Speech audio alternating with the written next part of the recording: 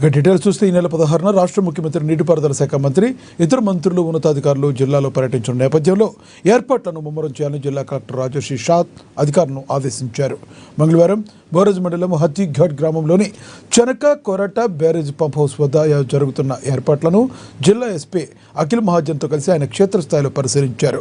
Chanaka Korata project ప్రారంభోత్సవానికి రాష్ట్ర ముఖ్యమంత్రి హాజరవుతున్నందున ఎటువంటి లోపాలు లేకుండా పటిష్ట చర్యలు చేపట్టాలని సూచించారు.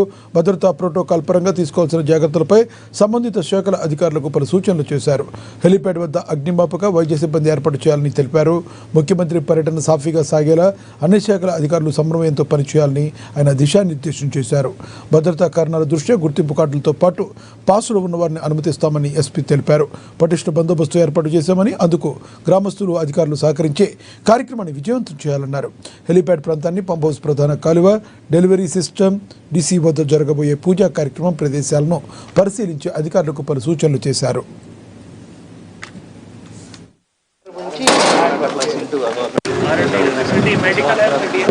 CM sir will be coming mostly around 12 o'clock at the helipad. Then from helipad, CM sir will come and launch the pilot.